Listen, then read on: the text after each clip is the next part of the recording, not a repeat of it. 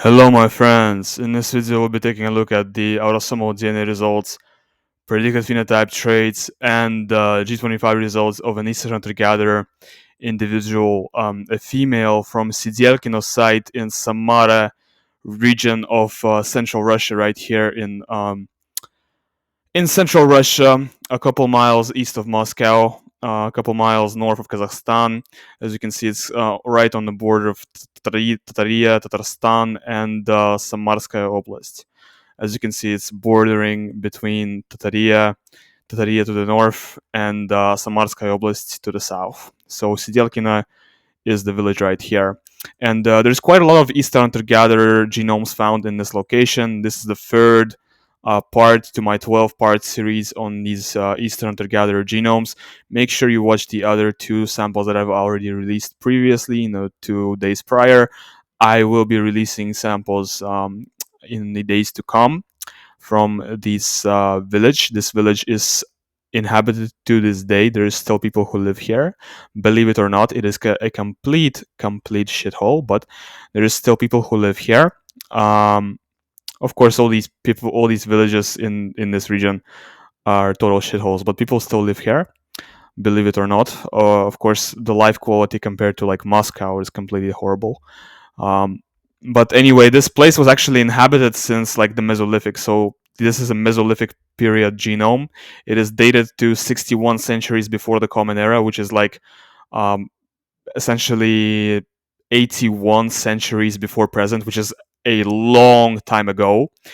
This is pretty much middle Mesolithic period, and its admixture is 67% ancient North Eurasian, 28% Western hunter-gatherer, and 4% Caucasian hunter-gatherer. So this is in pretty much is a typical Eastern hunter-gatherer with a little bit of Caucasian hunter-gatherer admixture, a pretty typical admixture for all of these Eastern hunter-gatherers from Sidelkino. I noticed that all of these Sidelkino genomes have a little bit of Caucasus hunter-gatherer admixture.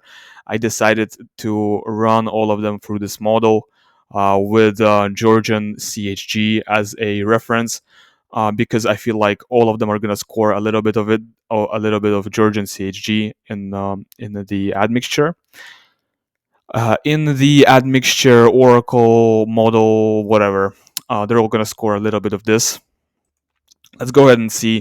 Actually, let's see. This is a female, so it does not have a it does not have a Y-DNA, no Y-DNA for her, but she does have a mitochondrial haplogroup, and her mitochondrial haplogroup is U5A1. Very common mitochondrial lineage for hunter-gatherer females in Europe. U5A1 is a very typical mitochondrial lineage for European hunter-gatherers. Let's go ahead and see what she looks like. We're gonna start with National Code Calculator results, and we're gonna move on. She is very exotic looking. Let me give you a preview. She is not. She is one of the darker individuals, and she is very exotic looking. We're gonna start with that. So she's got brown color eyes. Maybe I'm remembering this wrong, but I think she's very exotic looking. So she's got brown color eyes. 62% likelihood of brown color eyes, and 28% likelihood of dark brown eyes. 8% likelihood of hazel eyes, and pretty much 0% likelihood of any eye color besides hazel or brown. Green, blue amber, or blue, all of that is pretty much 0. So she definitely doesn't have any sort of light eye color. For hair color likelihood distribution, she's got pretty much 58% odds for black hair, so she definitely has black hair color. There is pretty much 0% odds for any sort of light brown or blonde or red hair. So she definitely doesn't have any sort of hair color lighter than dark brown, but she does have a fairly sizable percentage for dark brown hair, although the largest score for her is black hair. So she most likely has black hair, brown eyes, and she scores the largest group she scores is for light brown skin. 54% likelihood of light brown skin and 45% likelihood of olive or Mediterranean skin. So she's somewhere between olive and light brown skin for skin color. And for hair texture, it looks like she is scoring straight hair. Although there is also a pretty slight, I think all of the Eastern hunter-gatherer samples I've seen so far have been scoring straight hair. But she's also scoring quite a large percentage for wavy and curly hair, and not kinky hair. She's also very decisively snub-nosed. A very interesting prediction here. 87% likelihood of snub-shaped nose. Very decisively snub-nosed. Very interesting. So she definitely has a snub-shaped nose. Okay, she does not have BH3, no blue haplotype 3, no blue haplotype 2. Heterozygous for BH1, very interesting, but doesn't mean much because like pretty much half of Koreans are as well, so doesn't mean she would be light colored. But what's interesting is she is heterozygous for blue haplotype 4, which is kind of rare. She's got this genotype in ketology, which is very, very interesting. This is actually kind of uncommon. This is what back in 2010 they identified as the blonde gene, the infamous blonde gene found in ancient North Eurasians. In reality, it doesn't really contribute much to hair color, so her carrying a light color variant here doesn't really mean much. She's still got black hair in reality, and her odds for blonde hair is, as you can see, 0%, 0.000 something percent. So her carrying this variant means absolutely nothing, but nonetheless she does carry it. Very interesting.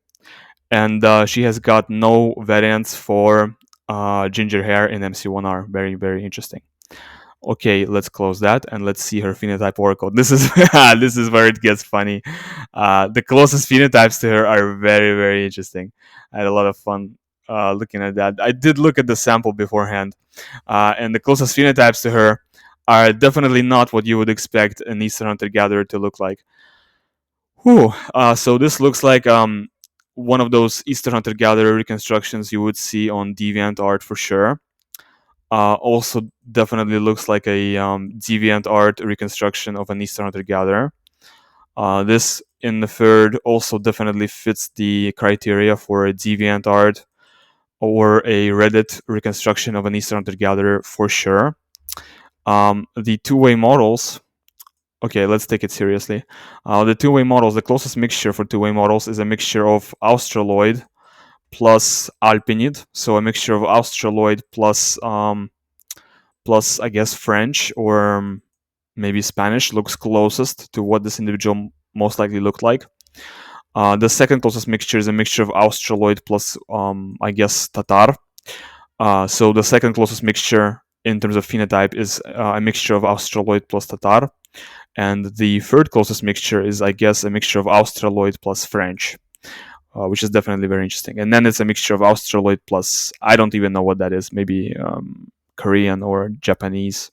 I don't want to say Chinese. It doesn't look too Chinese to me. I'd say it's just Korean. Yeah, I'm not very good at guessing Asian ethnicities. Let's close that. So as you can see, it's a very exotic looking individual. And actually, let's go ahead and look at the EDAR panel. And you will understand why this individual looks so exotic. The reason this individual looks so exotic is because the genotype is really exotic, right? So this person has heterozygous genotype and inspiration of EDAR, which means likely has shovel-shaped ancestors and either partial or full East Asian ancestry. This is a very, very non-European genotype to have. Very few Europeans have this type of genotype. This person has this genotype in the DAR, which is also a very non-European genotype to have. And here, she is actually homozygous for not having any European alleles. So this is extremely rare, extremely uncommon for Europeans, and extremely common for East Eurasians. And then she has this genotype in EDAR, which is also extremely common for East Eurasians and extremely uncommon for Europeans. So now maybe you understand a little bit why she scores the way she does. This definitely contributed big time to her phenotype panel. She's got a genotype for shorter mid-face length, for high rods of protruding nasal bridge, for intermediate nose size, and for lower rods of missing teeth. Definitely very interesting hair. All right, let's go ahead and see what she scores for the biomarkers panel. For the biomarkers panel, it looks like she's got a predisposition to below average level of vitamin D. Wow, that's really cool. So she's got a predisposition to much lower than average levels of vitamin D. Let's look that up. Let's go ahead and look that up. Let's look vitamin D up in the file. So we see these three genotypes, and all of them are marked as high risk for vitamin D. So that definitely explains the extremely low predisposition to level of vitamin D. She's got higher than average level of LDL cholesterol, which is unfortunate. Lower than average level of HDL cholesterol, which is also unfortunate. Higher level of glucose, which is unfortunate. Higher than average level of hemoglobin, okay. Below average blood pressure, which is good. Below average level of iron in the blood, which is good, so it doesn't have hemochromatosis. No Celtic curse here. And average level of sex hormone binding globulin in the blood, and average level of red blood cell count in blood, whatever. Slightly above average number of base pairs, okay, whatever. I don't really care about that. And below average for height. So she's a little bit shorter in height. Definitely very interesting. So in terms of height, she's a little bit cooked. But it doesn't matter. Women are height for women doesn't really matter too much. Women don't really doesn't matter for women height, whatever. And also like Eastern hunter gatherers, also like my tool when it comes to the height prediction, it's not that good, to be honest. I noticed that there's a lot of discrepancy between the predicted height versus the reality. Like for me, it predicts me to be much shorter than average, when in reality I'm a little bit taller than average. So it's like whatever. Okay, whatever. Let's go ahead and see the polygenic risk scores for her, and it looks like she's got a average odds for kidney stones, a below average odds for hemoglobin E disease. No risk variance for that. Really good to see. Much lower than average odds for migraine, a average odds for lupus. I think lupus is the one that has the that's linked to HLA. So all right, a really low score for gout. Really good to see that. A average odds for thyroid cancer. A really low score for eczema. A high score for exfoliation glaucoma. Let's look that up in the file. I think we're going to find the risk variance for that if we look that up in the file. And yes, we do see that. Actually, let's look at the rare diseases and traits panel. So we see glaucoma. We see this for glaucoma. We see rheumatoid arthritis. We see ankylosing spondylitis. We see nothing else. We don't see anything else. Good. Okay. Slightly above average for polycystic ovary syndrome, slightly above average for cataracts, slightly above average for AMD, pretty good. Above average for rheumatoid arthritis. Well, it makes sense for rheumatoid arthritis because we saw that in the rare diseases and strains battle, so that makes sense totally. Below average for Tourette's, average for epilepsy, average for asthma, average for leukemia, average for pretty much everything else, corneal astigmatism, whatever. Stroke, below average. Below average for stroke is good. That's pretty good. Average for male pattern hair loss. That's really interesting. So she's not even scoring above average for male pattern hair loss. That's really surprising. So typically for West Eurasians, which includes Eastern hunter gatherers, you would score much above average, like 2 point something times above average for male pattern hair loss. But she's only scoring 1, which means that she's probably got a lot of alleles for reduced odds of male pattern hair loss, which is definitely very interesting. We're gonna have to look at her male pattern hair loss panel and explore that a little bit later. So she's got below average odds for atrial fibrillation, no risk variance for that, really good to see. Below average odds for deep vein thrombosis, really good to see. Average for unipolar depression, higher than average for bipolar type 1, higher than average for schizophrenia, high for type 2 diabetes, high for type 1 diabetes, high for Alzheimer's, below average for multiple sclerosis. She's got 4 risk variance for breast cancer. All right, but they're not that important, to be honest. These risk variants for breast cancer aren't that important, in all honesty. She's got 6 risk variants for testicular cancer. All right, these 6 risk variants for testicular cancer, in all honesty, we see there's only 6, but they're in all the important variations, right? She's got 2 here in keto G. She's got 2 here in keto G. She's quite cooked when it comes to testicular cancer. But the good thing is that she's a female. She does not have testicles, so that's pretty good. Only 1 risk variant for celiac disease out of 10, which is pretty good. No risk variants for GSS. 3 risk variants for Crohn's. None of them are marked as important. No risk variants for Riefenstein's. None for Parkinson's. None for everything else. Let's see. Is there anything else? I do not see anything else whatsoever. Let's go and look at the allergies. 7 out of 18. I'm gonna go ahead and try to calculate. Typical score is 1 out of 3, and 7 is pretty much 1 on top of 1 out of 3 out of 18. Like 1 out of 3 out of 18 is 6, and 7 is 1 above 6. So that's pretty much typical for her. So that's whatever. Typical score. All right, so what can we take away from this? Very high score for type 2 diabetes, pretty high score for type 1 diabetes, um, and high score for rheumatoid arthritis, but that makes sense because we saw that in the rare traits panel. And that's pretty much it. So type 1 and type 2 diabetes are the only real issues that we have. And the male pattern hair loss panel is actually right here. So let's look at it right now. In the AR gene panel, she does in the AR gene, she does not have the variant that protects from baldness, which is very interesting. In fact, it looks like she does not have any variants here that would protect from baldness. So it's very interesting that she is scoring only 1 point something above 1.09, I think, above the average odds for baldness. But there's some other genotypes that contribute to the score. So I feel like they contributed overall to her scoring only slightly above average for that. All right. Let's go ahead and look at her monogenic traits. It looks like for results for mental health section, she's got a predisposition to warrior phenotype, so slower dopamine reuptake and higher dopamine levels. This is a very European phenotype to have, so Europeans tend to score more. European hunter-gatherers, in particular, tend to score more warrior. Modern Europeans are more mixed in terms of phenotype. Some modern Europeans are more intermediate. Some are more warrior. Some are still more warrior. But European hunter-gatherers tend to all score pretty much warrior. So when it comes to these Eastern hunter-gatherers from Sidelkino, they pretty much all score warrior. And she is no exception. She is also scoring warrior with my tool. So she's got slower dopamine reuptake and higher dopamine levels, lower stress resiliency, some protection from such conditions as ADHD, which is pretty good, some predisposition to such conditions as anxiety. She's got, when it comes to DRD2 receptor gene panel, she's got a predisposition to intermediate number of dopamine D2 receptor sites. So intermediate predisposition to such conditions as schizophrenia and bipolar, definitely very interesting. For levels of 5-HT and serotonin, she's got a predisposition to lower or intermediate levels of 5-HT and serotonin, which is sort of un-European. Europeans tend to score higher. All right. For autism, she is scoring higher levels of autism. She's got a predisposition to higher levels of autism. Definitely very interesting. For odds of did I skip something? No, I did not skip anything.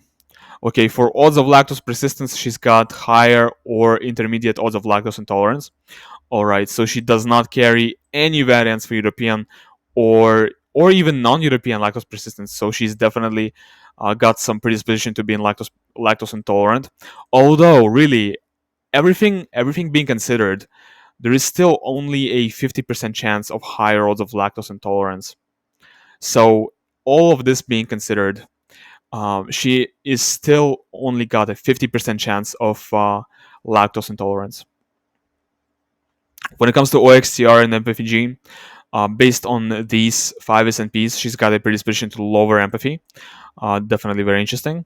For diabetes, we remember she was scoring high for both type 1 and type 2 diabetes. So she's got a genotype for increased risk of type 1, decreased risk of type 1, and decreased risk of type 2. Increased risk of type 1, decreased of type 1, decreased of type 1. Very interesting. I feel like she might score higher on the HLA gene panel. We're going to have to verify that a little bit later.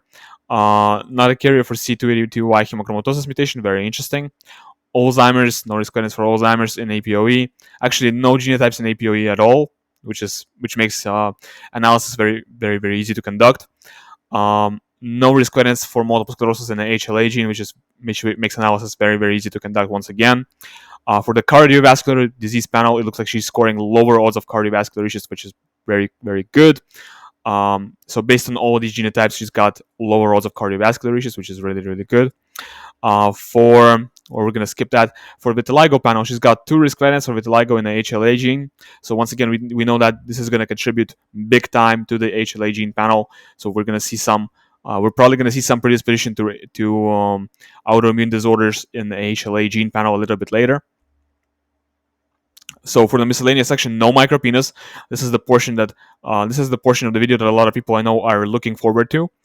Definitely, some people I know really want to see, does she have a micropenis? Does she not have a micropenis? Nope, she does not have a micropenis.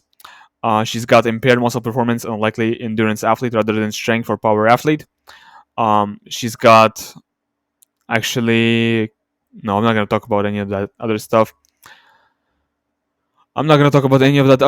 No familiar Mediterranean fever mutations. No albino, not albino. Um, she's got a genotype for possibly impaired folate metabolism, which is definitely very interesting. Which will contribute to the homocysteine panel later. Um, pooh. She's got another genotype here, which is good, which does not lead to impaired folate metabolism, which also will contribute to the homocysteine panel, but in a different way. It will contribute to it in a good way. For alcoholism panel, she's scoring above average for the odds of alcoholism, which is very stereotypical. Russians are very stereotyped as being alcoholics and drinking a lot, and she's from Russia, from the Mesolithic, so it would make sense for. I think out of these Eastern hunter-gatherers I've looked so far, all of them have been scoring much above average for the risk score for alcoholism, which is definitely very interesting. Okay, I'm not saying it's like a pattern. I'm not saying it's an ethnic thing with Russians, but who knows? Whatever. Yeah, I sound a little bit racist saying that. Uh, okay, for cancer panel, she's got 4 risk variants for breast cancer right here. All right, leukemia panel, she's got 2 NQ01 alleles here, 2 risk variants for leukemia. Let's see how much did that affect. So she's got all the genotypes for lower odds of leukemia, but let's see how much did this in particular, affect her score for leukemia. I'm curious actually. Let's look that up. Not really. She's still scoring average for leukemia, so that did not really affect her score that much. All right, we're gonna skip that. For celiac disease, she's got no risk variance for celiac disease in an HLA gene, pretty good. Okay, for allergies, lower risk for both. Canavan syndrome, no risk variance. For HIV and AIDS panel, 0 protective variance, pretty typical. So really, no protective variance from HIV. She's not really protected from HIV whatsoever. She's got 0 APOB risk variance for familial hypercholesterolemia out of 2 total. All right, so she's not predisposed to increased lipids levels. Excuse my pronunciation. And for HLA gene panel, she's got predisposition to lower odds of autoimmune disease. Pretty good. So I was expecting the HLA gene panel to look a little bit worse, but the HLA gene panel in this case is looking actually pretty good. So she's got predisposition to lower odds of autoimmune disease, which is definitely really good. For the MTRR gene panel, she's got. Actually, it's not looking really good. So she's got 2 risk alleles for disorders of intracellular colon metabolism here, 1 risk allele here, and 0 risk alleles here. So that's 3 risk alleles out of 6 total, which is not looking good whatsoever. That's really above average in terms of risk variance for that. For CBS panel, okay, she's got a genotype for increased homocysteine levels. She's got all 3 genotypes for increased levels of homocysteine, which is really bad. And but all in all these 3 genotypes together, still she is scoring intermediate levels of homocysteine for the largest group. So she is still quite good. Although, if you compare the numbers for elevated versus lower, you can see that the elevated is like, I think it's 5% higher than lower. So there is a slight predisposition to elevated levels of homocysteine, which is definitely something to be a little bit concerned about. But I think she's fine. It's not that bad. It's whatever. All right. For muscular dystrophy myopathies, no risk variance for Duchenne muscular dystrophy. She's got 1 risk allele here, but it is common. I know this one. It's pretty common right here. And no risk variance for ADL, pretty good. For colorblindness, no risk variance for colorblindness, pretty good. For FTO gene panel, she's got looks like intermediate or lower odds of obesity. So she's got some protection from obesity, which is definitely really good to see. For syncope panel, based on 1 SNP, she's got slightly above average odds for syncope. And in case you don't know what syncope is sudden fainting, like when you lose blood flow to your brain and you suddenly faint from something. For biotraits panel, let's go ahead and see that. So she's got 1 copy of the hunter-gatherer CLTCL1 gene variant and 1 copy of the farmer variant, which leads to intermediate ability to process carbs and sugars. The farmer allele is C. I'm not sure why I included that here, but I think you could look that up and you would find the SNPedia. You would find the SNPedia page for it. So I think it was kind of relevant to include that here. I'm not sure. Whatever. It's whatever. Okay, we're gonna skip all that. And for blood group panel, she's definitely got blood type O. That's a very precise prediction for blood type. There's pretty much no odds for any other blood type besides blood type. Let me zoom in for you. You might not be able to see that very well. So she's definitely got blood type O. 94.9% likelihood of blood type O. Pretty much 95% odds for blood type O. 0% odds for blood type AB. Definitely very precise prediction right here. And yep, that's pretty much the breakdown for this genome for UOO037. This is the conclusion of my part 3 of my 12 video series on Eastern hunter-gatherers from Sidelkino. Make sure you leave a like, comment, and subscribe in case you aren't already subscribed to my channel. Make sure you check out the description of this video. In the description of this video, you'll find the link to download the DNA file that I analyzed in this video. You will also find the links to purchase my software. You will also find the links to purchase a individual report like what you've seen in this video for $4. Thanks for watching my video, and goodbye.